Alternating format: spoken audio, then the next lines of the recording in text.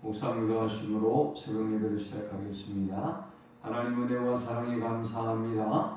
우리에게 새날을 주시고 오늘도 예배할 수 있는 은혜 주심을 감사합니다. 마음과 뜻과 힘을 다해 드리는 저들의 예배를 흥행하시고 이 시간도 주님의 은혜와 진리로 충만한 시간이 되게 하여 주옵소서. 하나님의 뜻을 분별하는 하루가 되게 하시고 하나님을 감동시키는 하루가 될 수 있도록 인도하여 주옵소서. 오늘도 우리가 가지고 온 모든 인생의 짐과 문제들은 주께서 담당해 주시고 세상이 알지 못하는 크고 비밀한 방법들로 응답하시고 역사하여 주옵소서. 이 하루를 온전히 주께 부탁드리며 예수님을 의지하여 간절히 기도하옵나이다. 아멘. 찬송 268장 드리겠습니다. 죄에서 자유를 얻게 함은 보혈의 능력, 주의 보혈 시험을 이기고 승리하니 참 놀라운 능력이로다. 주의 보혈 능력이 있도다. 주의 피 믿으오. 주의 보혈 그 어린 양의 매우 귀중한 피로다. 육체의 정욕을 이기림은 보혈의 능력, 주의 보혈 정결한 마음을 얻게 하니 참 놀라운 능력이로다. 주의 보혈 능력이 있도다. 주의 피 믿으오. 주의 보혈 그 어린 양의 매우 귀중한 피로다.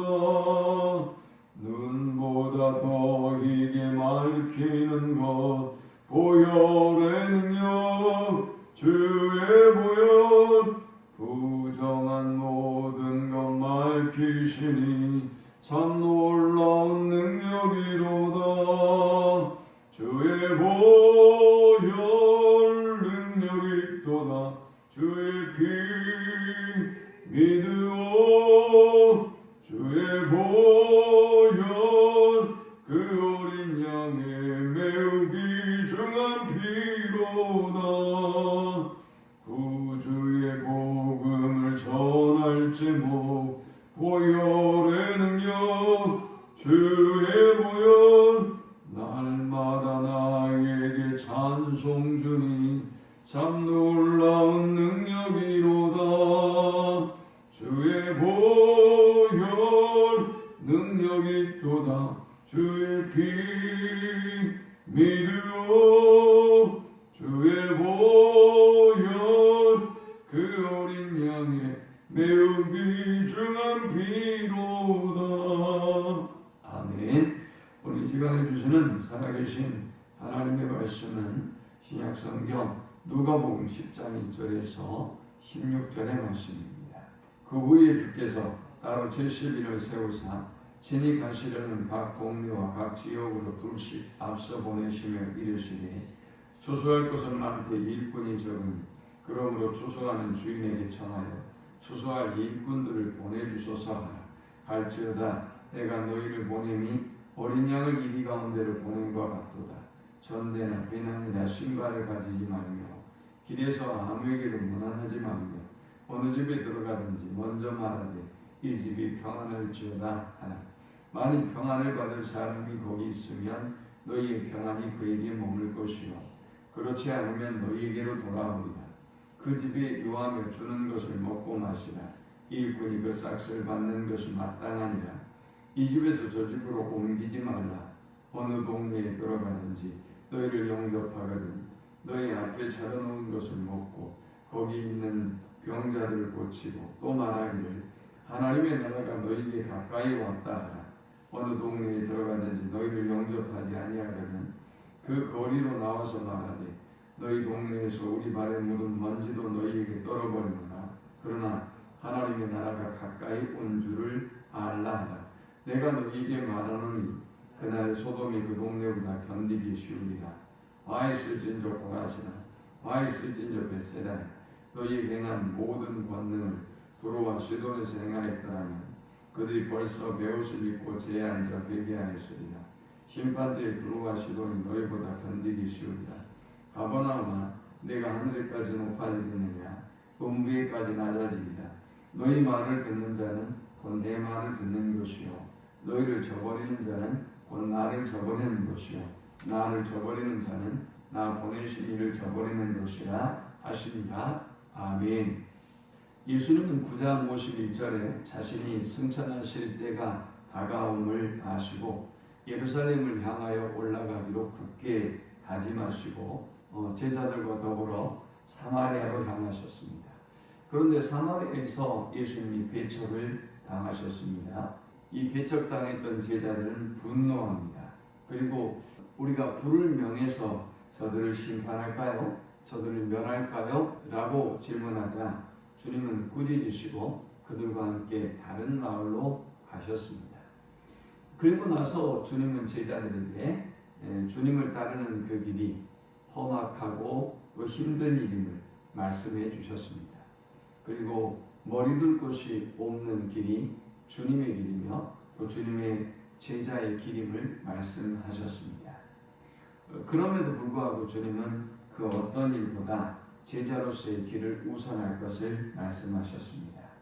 죽은 자는 죽은 자들로 장사하게 하고 하나님의 나라를 전파하고 손에 쟁기를 잡고 뒤를 돌아보지 말고 하나님의 나라의 일에 헌신할 것을 하나님의 나라의 복음을 전파할 것을 말씀하고 있습니다.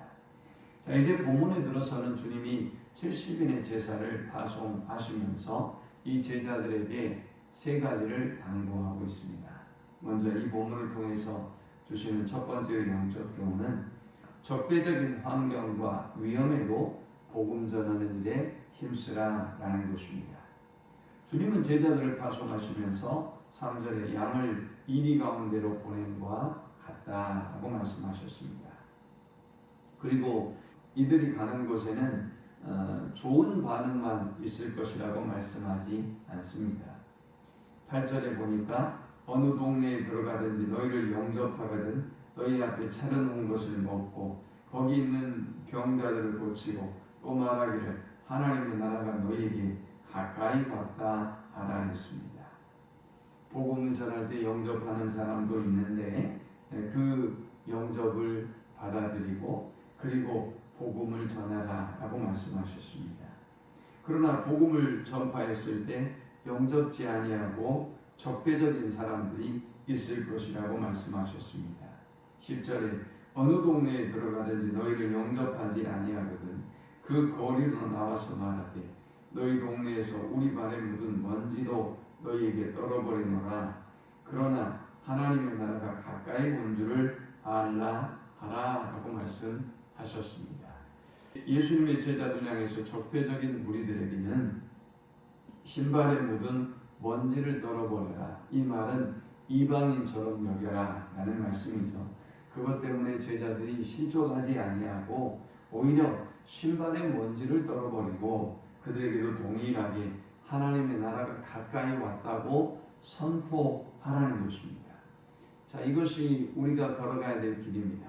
우리가 복음을 전할 때 아주 환영하는 사람도 있지만 그렇지 않는 사람도 있다라는 것을 우리가 알고 우리는 적대적인 환경 가운데도 또 우리를 위협하는 환경 가운데도 이 모든 것을 하나님 앞에 맡기고 사명을 감당하면 된다라는 것입니다. 두 번째 우리가 이 본문을 통해서 얻을 수 있는 영적 교훈은 먼저 그의 나라와 그의 의를 구하면 이 모든 것을 더하여 주신다라는 것입니다. 주님은 제자들을 파송하시면서 4절에 전대나 배낭이나 신발도 가지지 말라라고 말씀하셨습니다. 그리고 길에서 아무에게도 무난하지 말라라고 말씀하셨는데 이것은 복음 전하는 일이 그만큼 긴박한 일이라는 것을 말씀하고 있는 것이지요. 두벌옷이나 전대나 배낭이나 신발도 가지지 말고 복음 전하는 일에 힘쓰면 주님이 모든 것을 책임져 주시고 공급해 주신다라는 것입니다. 5절에 보니까 어느 집에 들어가든지 먼저 말하되 이 집이 평안할지어다 하라. 만일 평안을 받을 사람이 거기 있으면 너희의 평안이 그에게 머물 것이요 그렇지 않으면 너희에게로 돌아오리라 라고 말씀하셨습니다. 주님은 그들이 복음을 전하고 하나님을 의지해서 사명의 길을 갈 때 그들의 모든 것을 책임져 주신다고 말씀하셨습니다. 그것이 마땅한 일이라고 말씀하셨습니다. 7절에 그 집에 유하며 주는 것을 먹고 마시라. 일꾼이 그 싹을 받는 것이 마땅하니라. 이 입에서 저 집으로 옮기지 말라라고 말씀하셨습니다. 주는 우리가 사명의 길을 가고 제자의 길을 걸어갈 때 섬길 여호와 일의 준비로 섬길 자를 준비해 주시고 또 책임져 주시기 때문에 우리는 그저 먼저 그의 나라와 그의 의를 구하며 최선을 다하는 삶을 살아가면 된다라고 말씀하고 있는 것입니다.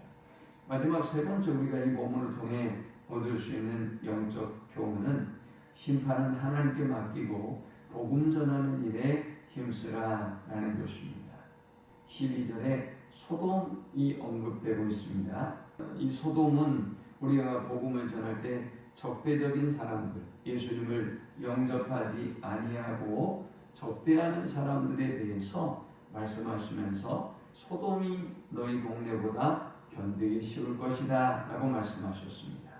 또 고라신 벳세다에 대해서 말씀하시면서는 두로와 시돈에서 행하였더라면 더 큰 회개의 역사가 일어났을 것이다 라고 말씀하고 있습니다. 그러면서 이 벳세다 고라신은 두로와 시돈에 비유하고 있습니다.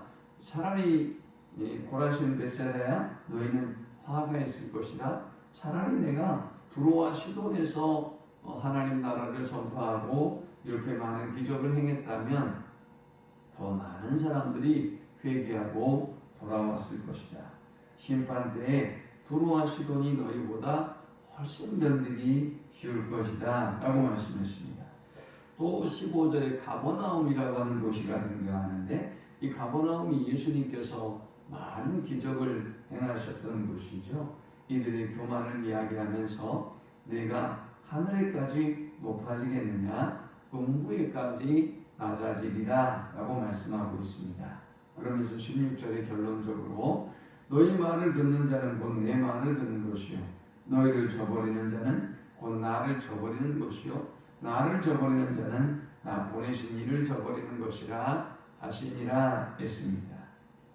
예수님의 제자들을 저버리면 그것은 예수님을 저버리는 것이고 그리고 결과적으로 하나님을 저버리는 것이다 라고 말씀하고 있는 것입니다.